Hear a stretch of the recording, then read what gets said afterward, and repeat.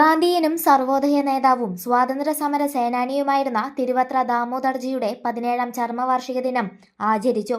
മഹാത്മജി സാംസ്കാരിക വേദിയും തിരുവത്ര ദാമോദർജി സ്മൃതി ഫൗണ്ടേഷനും ചേർന്നാണ് അനുസ്മരണം ഒരുക്കിയത്. സാഹിത്യകാരൻ doctor P V Krishnan Nair ഉദ്ഘാടനം ചെയ്തു. ഏറ്റവും അധികം ഉണ്ടാവേണ്ടത് മൂല്യബോധമാണ്.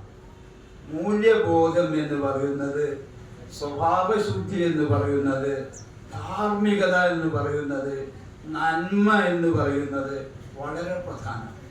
സംഘാടക സമിതി ചെയർമാൻ പി കോയക്കുട്ടി അധ്യക്ഷത വഹിച്ചു. മാധ്യമപ്രവർത്തകൻ കെ സി ശിവദാസ് മുഖ്യപ്രഭാഷണം നടത്തി. സർവോദയ മണ്ഡലം മുൻ general secretary P S Sukumaran, സംഘാടക സമിതി ജനറൽ കൺവീനർ സജീവൻ നമ്പിയത്ത്, ജയറാം ദാമോദരൻ, അശോക വത്സല എന്നിവർ സംസാരിച്ചു. ഹിന്ദി അധ്യാപിക ടി ജെ ജോയ്സിയെ ചടങ്ങിൽ ആദരിച്ചു. റിട്ടയർഡ് ജില്ലാ ജഡ്ജി കെ രമേശ് ഭായ് പുരസ്കാരം നൽകി. ഹിന്ദിയിൽ ഉന്നത വിജയം നേടിയ വിദ്യാർത്ഥികൾക്കും ഉപഹാരം നൽകി.